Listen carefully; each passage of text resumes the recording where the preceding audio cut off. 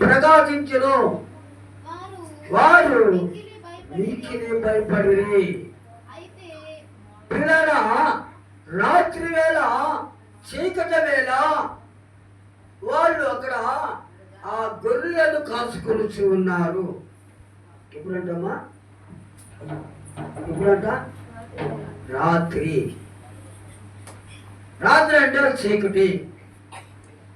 చీకటి కాలంలో, చీకటి యొక్క జీవితంలో, చీకటమైన యొక్క లోకములో జీవిస్తున్న వారికి అకస్మాత్తుగా ఒక వెలుగు కనపడిందంట. దేవునికి స్తోత్రం. వెలుగు కనపడగా వాళ్ళందరూ భయపడ్డారట. అంటే భయపడే వెలుగు చూసి అంతకుముందు వెలుగును చూసిన వారు కాదు. హల్లెలూయా. అందుకనే భయపడబాకండి. వెలుగు చూస్తే భయపడే వాళ్ళు ఉన్నారా?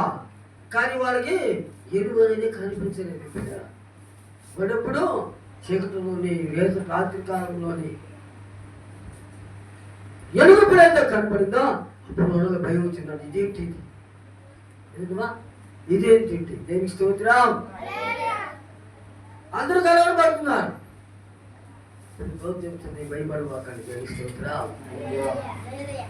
భయపడబాకండి. నేడు మీ కొరకు అందువా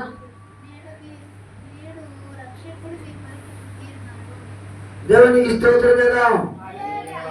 కొందరు కాపురలు చూచారా పిల్లలు, అక్కడ చక్కని మాట మనకు కనబడుతూ ఉంది. దేవునికి స్తోత్రం.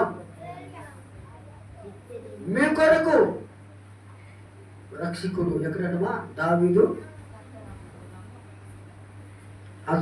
ఈ ఆత్మకు చెప్తారు అక్కడ. వీడికి అక్కడికి వెళ్ళినప్పుడు పొత్తిగుడ్డలతో చుట్టబడిన ఒక వ్యక్తి కృపతుల్లో పనులుట చూస్తాడు. ఆమేన్. హల్లెలూయా. ఇంకొక మాట మనం గమనించినప్పుడు తూర్పు నాటు వెంటనే ఆ దూతతో సర్వోన్నతమైన స్థలములలో దేవునికి మహిమయు ఆయనకి తులైన మనుషులకు భూమి మీద సమాధానము కలుగునుగాక.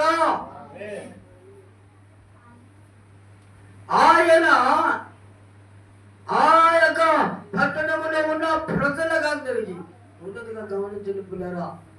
అక్కడ చక్కని మాటలు మనకు తెలియబడుతూ ఉంది. ఆయన ఉన్న ప్రాంతంలో మహిమ ఉందట. దేవునికి మహిమ. ఆయనకు ఇష్టలైన వారికి, భూమి మీద ఉన్న వారికి సమాధానము కలుగుతుందట. హల్లెలూయా. నువ్వు సమాధానముగా ఉండాలని, నెమ్మదిగా ఉండాలని ఆయన ఆ యొక్క పరమును విడిచి ఈ భూలోకమునకు ఆయన రావడానికి కారణము ఆ యొక్క సమాధానము కలుగు జీవితకి. దేవునికి స్తోత్రం. హల్లెలూయా.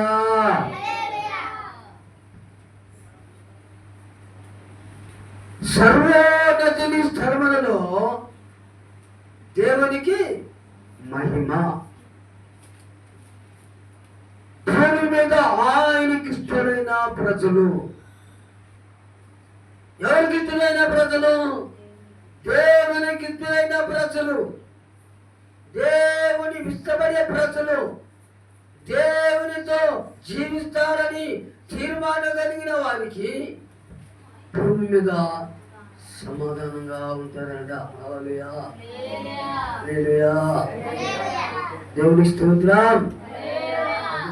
దేవుని బిడ్డ. ఇంకొక మాట మత్తయి సువార్తలోనే, ఆ మత్తయి సువార్త ఒక మాట మనకు అక్కడ కొంతమందికి దేవునికి స్తోత్రం. 2వ అధ్యాయం చదవండి.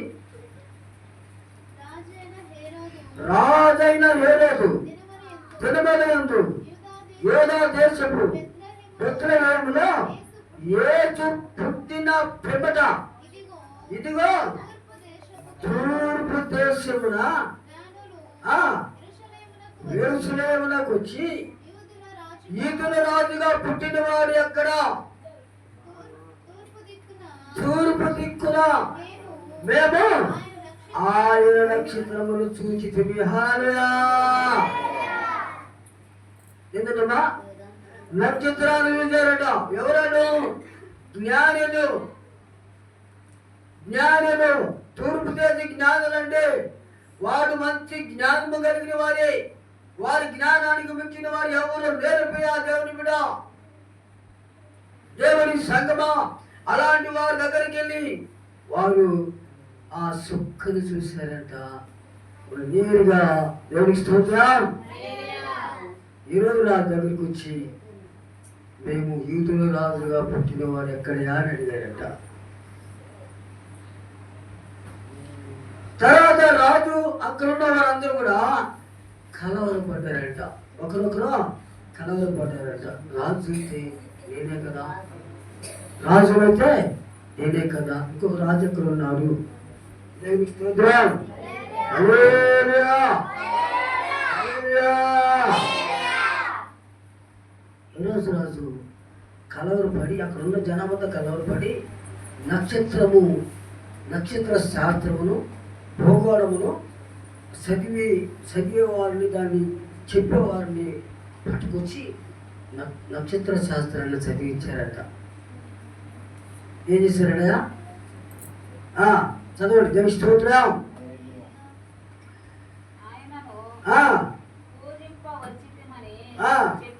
చెప్పి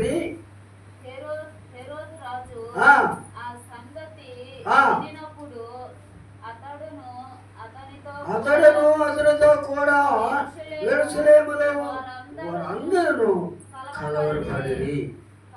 కాబట్టి రాజు ప్రధాన యాజకులను ప్రజలలో నుండి శాస్త్రులను, దేవుని స్తోత్రం, శాస్త్రులు అంటే కొన్ని నక్షత్రాల గురించి, కొన్ని యొక్క సూర్య చంద్రుల గురించి, కొన్ని యొక్క కాలజ్ఞానాల గురించి, కొన్ని యొక్క శాస్త్రులు వాళ్ళు వాటిని వివరించేవాళ్ళంట.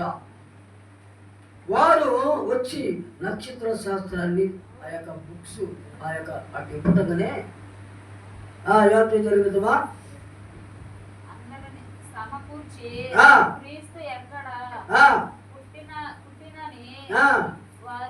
వారిని అడిగిను. అందుకు వారు యూదాయ బెత్లెహేమా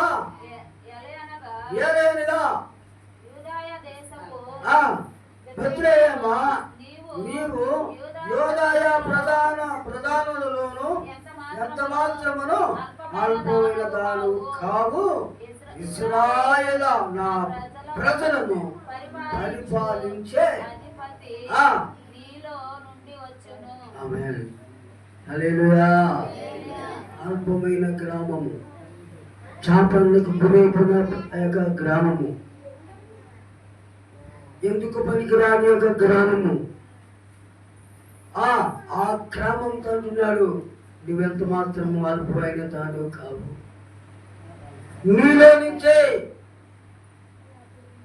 నీ దేశంలో నుంచే, నీ ప్రాంతంలో నుంచే, నీ యొక్క కుటుంబంలో నుంచే, నీ యొక్క ఉన్న గ్రామంలో నుంచే ఒక అధిపతి రాజుగా వస్తాడు. దేవునికి స్తోత్రం.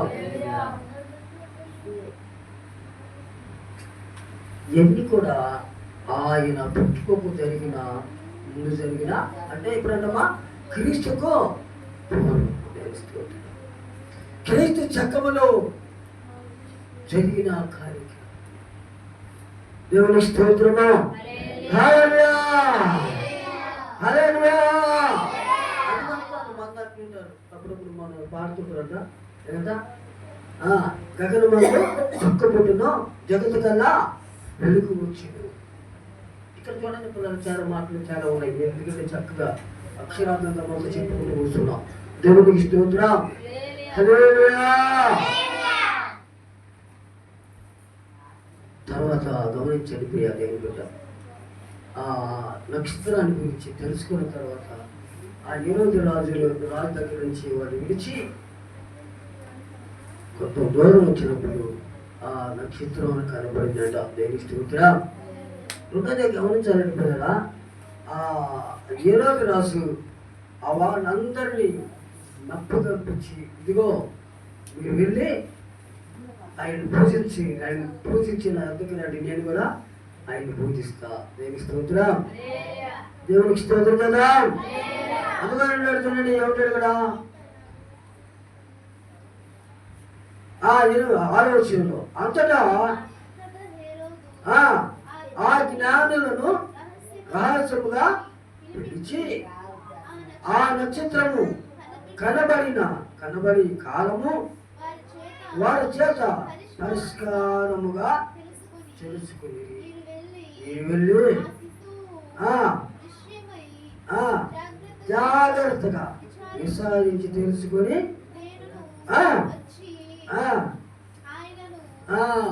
పూజిస్తాను. హల్లెలూయా.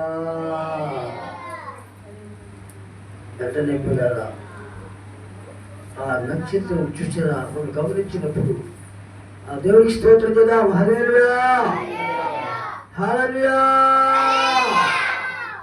ఆ రాజు దగ్గర నుంచి బయటికి రాగానే ఊరు విడిచదు కానీ అప్పుడు కనపడిందట నక్షత్రం వారికి. వారు ఆ నక్షత్రం చూసి దేవునికి స్తోత్రం చూచారు. పిల్లల వర్తమానము తెమ్మని చెప్పి వారిని బెత్లెహేముకు పంపిండు. వారు ఆ రాజు మాట విని బయలుదేరి పోచుండగా ఇదిగో తూర్పు దేశమున వారు చూచిన నక్షత్రము ఆ శిశువు చోటుకి వచ్చి ముందుగా నడిచిన. దేవుని స్తోత్రం. ఎక్కడైతే ఈ చుక్కరుదో, ఎక్కడైతే ఆ నక్షత్రం ఉందో అక్కడికి వచ్చారంట. దేవుని స్తోత్రం. అక్కడికి వచ్చిన తర్వాత వాళ్ళు ఏం చేస్తారంటమ్మా, వారు నక్షత్రం చూసి అత్యానత భరితుడై ఇంటిలోనికి వచ్చి తల్లైన మరియను ఆ శిశువును చూసి సాగిలపడి ఆయనను పూజించి తమ పెట్టెలను ఇప్పి ఆ బంగారమును సాంబ్రాణిని బోరమును కానుకలుగా సమర్పించిన. దేవుని స్తోత్రం. ఆ తర్వాత ఒక మాట చదవండి అక్కడ. దేవుని స్తోత్రం. వారైతే అత్యానందపడుతున్నాడు ఆ యొక్క తల్లిని అనగా మరియమ్మను, ఆ పుట్టిన ఆ యేసు ప్రభువును, ఆ యొక్క యేసేపును ఉన్న ప్రాంతంలో వారు చూసిన తర్వాత అత్యానందభరితులైపోయారు. చాలా ఆనందకరమైన వారిగా ఉన్నారు. వారి ఆనందం పట్టలేని పరిస్థితుల్లో వారి ఆనందము పట్టలేని పరిస్థితుల్లో వారు సాగిలి పడి పూజించడం ప్రారంభించారు. తర్వాత వాళ్ళ మనసులు హృదయాలు తెల్లబడాయి. తర్వాత వాళ్ళు ఏం చేశారట తమ వ్యక్తిలో తన వ్యక్తులు వాటిని ఇప్పారట. అందులోనే ఉన్నాయి. ఏమట, ఒకటి బంగారం ఉన్నట, రెండోది సాంబ్రాణి ఉన్నట, మూడోది మూలం ఉన్నదని ఇప్పారా. దేవుని స్తోత్రం. బంగారం మనం వేసే చూస్తుంది. సాంబ్రాణి కూడా, సాంబ్రాణి దేనికమ్మా, దేనికంట సాంబ్రాణి దేనికి? నడుముతో తీసుకుతున్నా. సాంబ్రాణి ఏం చేస్తారమ్మా? సాంబ్రాన్ని ఏం చేస్తారు?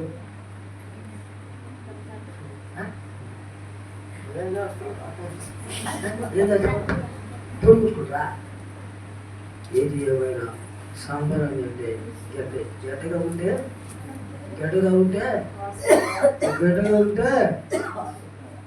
వాసన రాదేంటి? గట్టిగా ఉంటే వాసన రాదు. కానీ నువ్వు దంచబడాలి. నువ్వు దాన్ని పొడి మెత్తగా దంచబడాలి.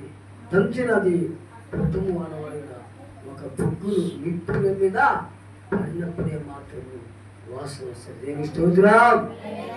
అలాంటి యొక్క దానికి చాలా చాలా చరిత్ర ఉంది. దాన్ని చెప్పాలంటే చాలా మెసేజ్ ఉందండి. దేవుని స్తోత్రం. బంగారాన్ని గురించి మెసేజ్ ఉంది, సాంబ్రాణి గురించి మెసేజ్ ఉంది. రెండోదిగా గమనించినప్పుడు పౌరవుని గురించి కూడా దేవుని స్తోత్రం చేద్దాం. హల్లెలూయా, హల్లెలూయా.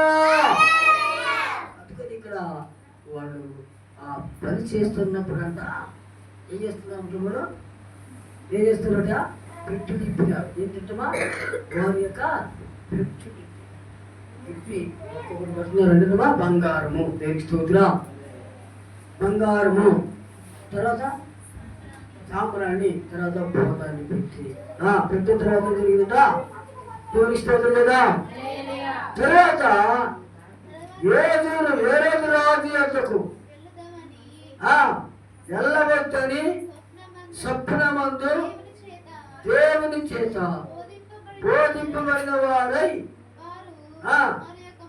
మరి యొక్క మార్గమున తమ దేశములకు తిరిగి వెళ్ళిపోయారు. దేవుని స్తోత్రం. ఇక్కడ ఒక మాట గమనించాలి పేర దేవుని పేర. వాళ్ళు ఏ మార్గానికి వచ్చారు? ఏ రోజు దగ్గర నుంచి వచ్చారు?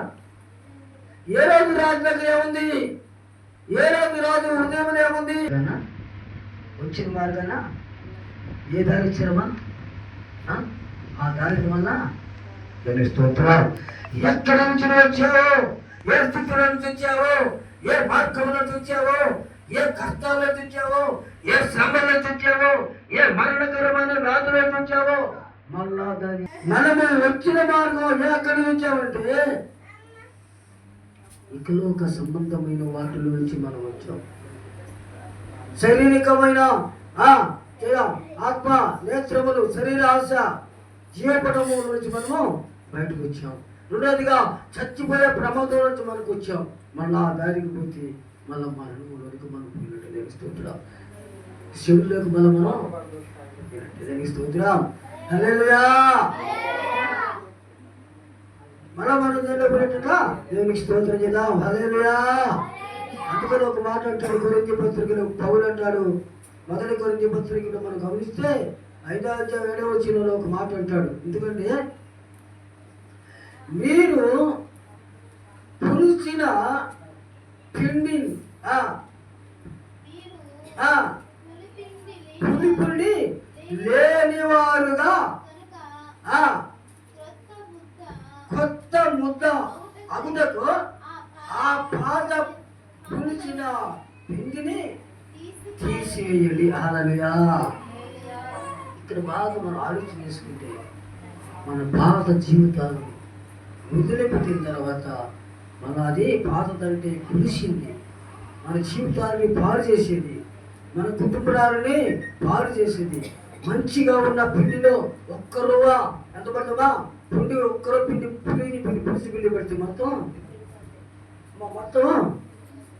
మన కుటుంబంలో మన బిడ్డల మధ్య, భార్య భర్తల మధ్య ఒక చిన్న పులిపులి లాంటి పెడితేనంట ఆ కుటుంబం అదేమవుతామా చెడిపోయేదానికి అవకాశం వస్తుందంట. చెడిపోవడం అంటే మనకు తెలిసిందే. దానికి స్తోత్రం. ఎంతమందికి ఎంత చేసినా ఖర్చు వచ్చే అవకాశం ఉండదు. ఎక్కడెక్కడ తిరిగినా ఖర్చు వచ్చే అవకాశం ఉండదు. అలాగా కొంతకాలానికి ఆ కుటుంబంలో ఒకరికొకరికి సమాధానం లేని వాళ్ళు అయిపోతారు. అందుకనే ఆ పులిసిన పిల్లల్ని గురించి జాగ్రత్త. దానిలో మీరు కలగకుండా కొత్తగా మొగ్గవారట. ఏమంటమా? కొత్త మొగ్గగా ఉన్నాడు. అదే ఇక్కడ అంటాడు. దాన్ని బట్టి అంటాడు ఇక్కడ మీరు ఏ దారి నుంచి వచ్చారో ఆ దారికి మళ్ళా బాగుండదు. ఆ దారికి మళ్ళా మీరు వెళ్ళకూడదు. ముళ్ళలో నుంచి రావచ్చు, చెత్తలో నుంచి రావచ్చు, మురికులో నుంచి రావచ్చు, మీ జీవితంలో సమాధానం లేని పరిస్థితుల్లో రావచ్చు, ఎవరు నిన్ను పట్టించుకున్న పరిస్థితుల్లో రావచ్చు. అయితే మన ఆ దానికి నువ్వు మళ్ళా బాగుండు. అందుకని ఈ రోజు జ్ఞానులతో దేవుని ఆత్మ మాట్లాడింది. దేవుని స్తోత్రం. ఎప్పుడైతే వాడు దారి విడిచి వెళ్ళారో, దారి మార్చారో దారి మార్చిన తర్వాత ఏం జరిగిందంటమ్మా? ఏ రోజు రాజులో ఉన్న హృదయంలో తలంపులు బయటపడ్డాయి. ఏ రోజు రాజు ఆలోచనలు బయటపడ్డాయి. ఏ రోజు రాజులో కుట్ర బయటపడింది. ఏ రోజు రాజులో ఉన్నాక భయంకరమైన పాప పరిస్థితులను బయటపడ్డాయి. పిల్లరా ఏమంటున్నామా? ఒక మాట చదువు మనం ప్రార్థన చేద్దాం. ఏమంటున్నామా? దేవునికి స్తోత్రం. వారు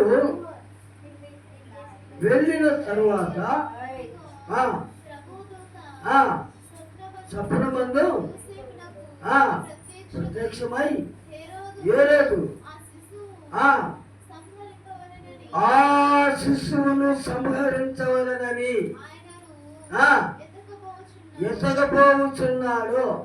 కనుక నీవు లేచి ఆ శిశువును ఆ తల్లిని ఎంత పెట్టుకొని ఐగుప్తికి వెళ్ళిపో. దేవుని స్తోత్రం. ఎప్పుడైతే దారి తప్పిపోయావో బాగా వినండి. నువ్వు ఎప్పుడైతే నువ్వు మొదటి దారి పాత స్థితిని పాత అలవాటు ఎదురేసావు. దేవుని స్తోత్రం చేద్దాం. హల్లెలూయా. ఈరోజు అపవాదిలో ఉన్న ఆలోచన ఏంటంటే 2 సంవత్సరముల మధ్య కొన్ని చిన్న పిల్లలందరిలో వధించమన్నాడు. ఏంటమ్మా? ఏమిటట? దేవుని స్తోత్రం. హల్లెలూయా.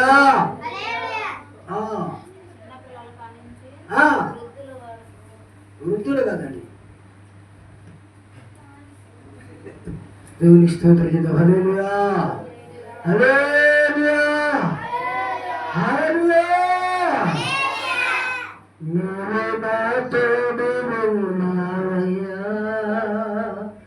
నాకు భయమేలా యేసయ్యా, నీవు నాలోనే ఉన్నావయ్యా. నాకు గుడిలాగా యేసయ్యా, నాకు భయమేలా, నాకు గుడిలా, నాకు చూసేలా, నాకు చూసేలా. నీవు నాతో ఉన్నావయ్యా, నాకు భయమేలా యేసయ్యా.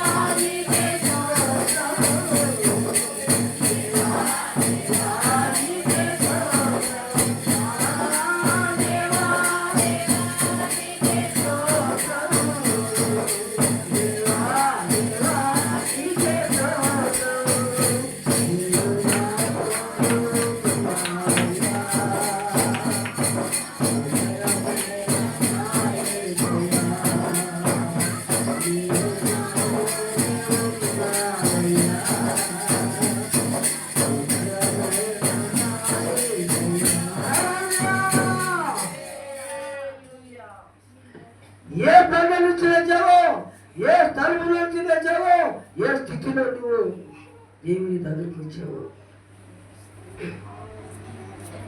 ఏ మార్గము వచ్చావు, ఎలాగా ప్రభు ఎదిగావు. నువ్వు ప్రభు దగ్గరకు వచ్చినప్పుడు ఎలాంటి స్థితిలో ఉన్న మళ్ళీ దాని కాడికి వెళ్ళకూడదు. దానికి స్తోత్రం. నువ్వు నా దగ్గరికి ఆ దారి అనకూడదు, ఆ దారిని వెళ్ళకూడదు. కాబట్టి వెళితే ఏం జరుగుతుందమ్మా? వెళితే ఏం జరుగుతుందంట? చూసారా దేవుడు బిడ్డ, మళ్ళా మరణం విడిచిన నీవు మళ్ళీ మరణం దగ్గరకు పోయినట్టే. లేదా నీ కష్టాలు ఆ కష్టాలు నష్టాలు ఇబ్బందుల నుంచి తప్పించబడిన నీవు మళ్ళా వాటిలోనికే పోయినట్టే. కాబట్టి పిల్లలు కొన్ని కుటుంబాలు ఏముంది లేదంటమా, కుటుంబంలో కొన్ని కుటుంబాల్లో నెమ్మది లేదు. తల్లి మాట బిడ్డలు, బిడ్డల మాట తల్లి మీద పరిస్థితులు, అన్నదమ్ములకి ఇంకా కలయిక లేక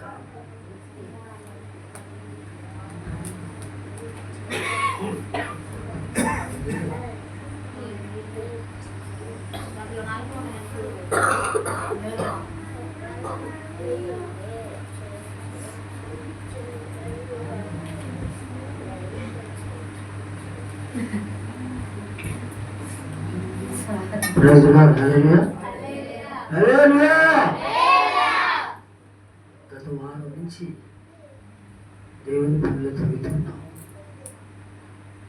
దేవుని పనులను తిరుగుతున్నాం. మన ఉంగారికి వెళ్తే అక్కడైతే స్వరం రాదన్నా, దేవుని స్తోత్రుడా. ఫోన్ మాట్లాడాను కూడా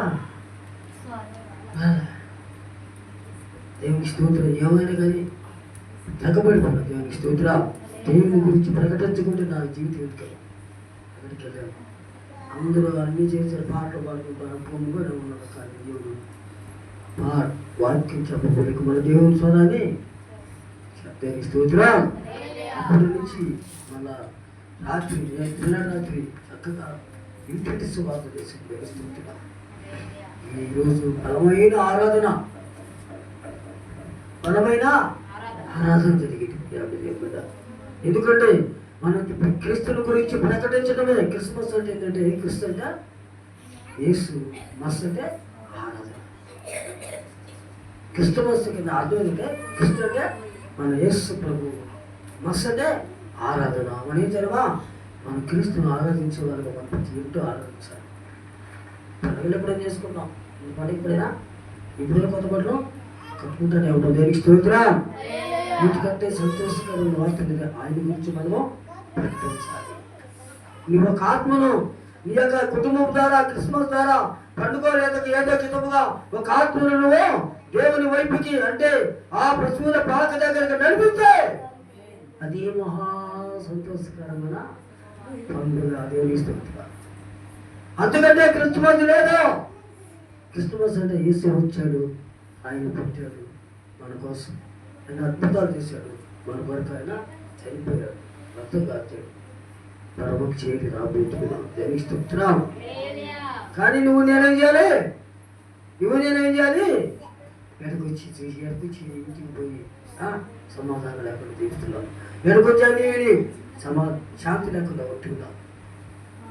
అలా ఉండటానికి కదా అందుకని అంటాడు ఆ జ్ఞానం చెప్పండమా, మీరు వెళ్ళిన మార్గాన మళ్ళా పోవద్దు. దేవుని స్తోత్రం. ఆ మార్గం ఉంటుందా, మరణకరమైన మార్గము. ఏ మార్గం ఉంటుంది, ఏ మార్గం ఉంది. అందుకోసం నాకు అంటాడు, నువ్వు నీ శిశువుని లేదా ఆ యొక్క మరియమ్మను నీ యొక్క యేసుని చెప్పాడు, వీళ్ళిద్దరు తీసుకొని ఈ శిశువుని చంపాలని హేరోదు రాజు జ్ఞానాస్తున్నారు. వీళ్ళిద్దరు తీసుకొని ఆ ఇంటికి వెళ్ళిపోవాలి. దేవుని స్తోత్రం. ఆ యొక్క యోగా ప్రాంతం అంతా కూడా 2 సంవత్సరాల బిడ్డలు మొదలుకుని అందరినీ ఏం చేశారంటమ్మా, భయంకరంగా వాళ్ళలో కూడా రాహేలు పిల్లలు వదిలించబడ్డారంట. రాహేలు ఓదార్చలేని దానిగా అల్లాడికి పోతుందంట. కానీ యేసయ్య తీసుకెళ్ళిపోయారు. 2 సంవత్సరాలు దాటిన తర్వాత మన దేవుని స్తోత్రం. ఎందుకంటే ప్రియ దేవుని బిడ్డ, నువ్వు వచ్చిన మార్గం భయంకరమైంది.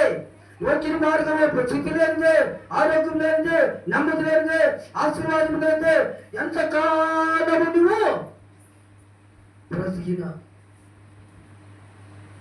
నెమ్మది లేకుండా బ్రతుకు. కానీ అవన్నీ విడిచి వచ్చిన మార్గము ఎక్కడికి వచ్చాడమా, నక్షత్రం ఎక్కడుందా, ఎక్కడుందమ్మా నక్షత్రం ఎక్కడుందా, పశువుల పాక మీద ఉన్న స్తోత్రం. ఎక్కడుందా, పశువుల పాక అనగా మనం ఆరాధించే ఆయన సన్నిధి. దేవుని స్తోత్రం. మనం ఆరాధించే సన్నిధి అది. కాబట్టి అక్కడ ఏముందంటమా, ఒక బలిపీఠం ఉంది. బలిపీఠం అంటే మన ప్రభు అయిన యేసుక్రీస్తే. దేవునికి స్తోత్రం. దీన్ని తాకిన, దీనితో కూడా ప్రార్థన చేసిన వారి జీవితం మార్చబడుతూ ఉంటుంది. దేవునికి స్తోత్రం. మా ఊళ్ళో రైతు ఒక ఆయన బాగా వ్యాపారం చేస్తాడు, అన్ని చేస్తాడు. వాళ్ళ కుమార్తె చదువుకుంటూ మంచి మంచి మార్కులు వస్తే, మంచి జాబ్ వస్తే ఆ అమ్మాయి వస్తుంది వచ్చింది.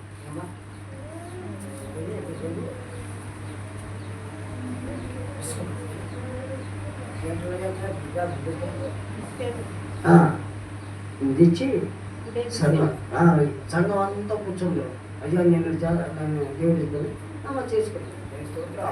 ఒక్కరిని వాటికి కూడా ఒక్కరికి అందరికీ దేవుని స్తోత్రం. అందరికి మంచి వచ్చింది. దేవుని సన్నిధిలో మంచి కానుక.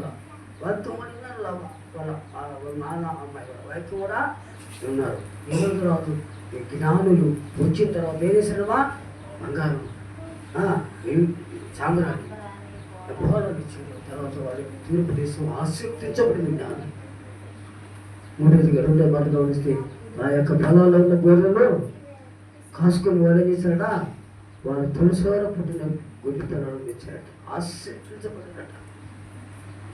దేవునికి స్తోత్రం. అయితే నువ్వు అక్కడే ఉంటుంది స్థితి వచ్చినావు కాబట్టి, ఆశీర్వదించబడ్డావు కాబట్టి మనల్ని వెనకే వాగడుగా, వెనక వాగడుగా పోతే మన జీవితం ఏంటంటే ఒక్క కక్కి వేసి మన దాన్ని ఒక కక్కి ఏం చేస్తామా పోగలటాడు. కుక్క వాయిపు తీసుకుని దాన్ని తిట్టగలట, దాంతో సమానం ఉంటుంది. మరణంలో నుంచి బ్రతికించిన నిన్ను మళ్ళా వెనకలో ఉంది. మన మరణం కోసంలో వెళ్ళేవన్నారు. దేవునికి స్తోత్రం. చాలా మంది చిక్కగా పిల్లలు అందుకొని దేవుని దూత యేషేపుతో మాట్లాడుతుంది. ఏమని మాట్లాడినదా, ఈ శిశువును ఏ రోజు రాదు చంపడానికి ప్రయత్నం చేశాడు. ఈ శిశువుని ఆ తల్లిని తీసుకొని ఐగుప్తికి వెళ్ళిపో. దేవునికి స్తోత్రం. హల్లెలూయా.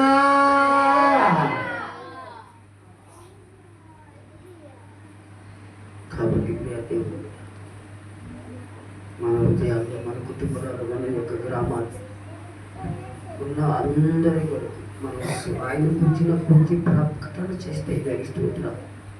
కన్నీరు కాచి ప్రార్థన చేసి ఒక ఇంటికి వెళ్ళి యేసయ్య మన కోసం పుట్టాడని చెప్పేసి ఒకరోజు 3 రోజులు ఒక్కరోజు నాటికది నీకు ఆ మాట నీకు ఆ వ్యక్తి నీ దగ్గరికి వస్తాడు. దేవునికి స్తోత్రం చేద్దాం. హల్లెలూయా.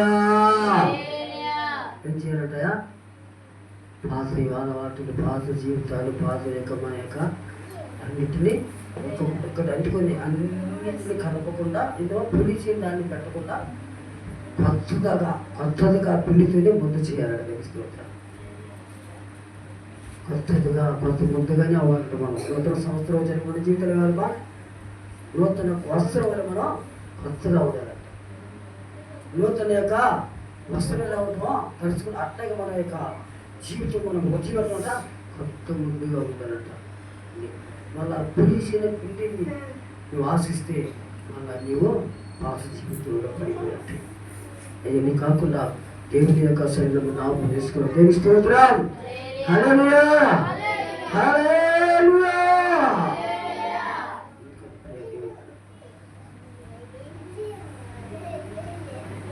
ఈ యొక్క రాత్రికాల సమయంలో ఆయన ఎక్కడున్నారో మనం తెలుసు, ఎక్కడికి వచ్చామో మనకు తెలుసు. కానీ మనం వెనక్కి ఉండకూడదు. కానీ యేసుని మనం ఆరాధించేవారిగా ఉందాం. దేవుని మనము ఆరాధించేవారిగా ఉంటూ ఉందాం. దేవునికి స్తోత్రం. హల్లెలూయా.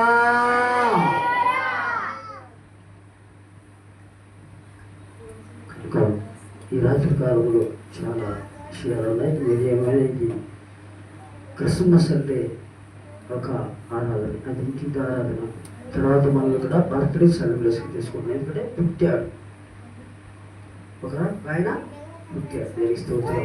మన పిల్లలు పుట్టిన సంవత్సరం మనం అలాగే ఎస్ఐని జ్ఞాపకం తీసుకుంటున్నాం. కానీ ఆయన పుట్టాడంటే ఇంకా మనకు పుట్టడమా ఈ పాప పుట్టింది మళ్ళా పుట్టిందా సార్ కదా. దేవునికి స్తోత్రం. రోమనాథులకి వారు చేస్తారు. అంటే వాళ్ళకి ఎప్పుడు చిన్నపుట్టారు, ఏమమ్మా మర్యాద చెప్తారు గడ్డకి బాగా చేసి ఏమమ్మా బాగా చేసి చెప్తారు వాళ్ళు మన పుట్టుకోవడానికి మనం ఒకసారి ఎక్కువ 5 బాబు తీసుకుంటారు. మేము ఇండియన్ వస్తుంటే దాన్ని ఆ జంపు గిల్లేసి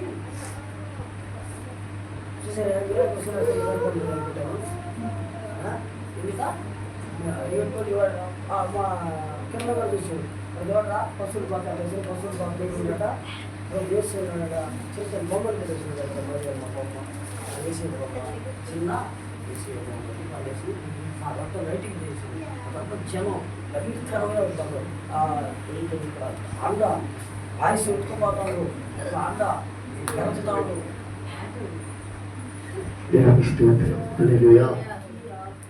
కాబట్టి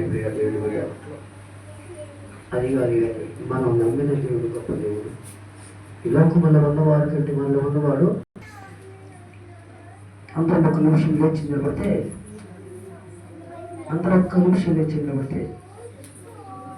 ఎందుకంటే ఈ ప్రాంతం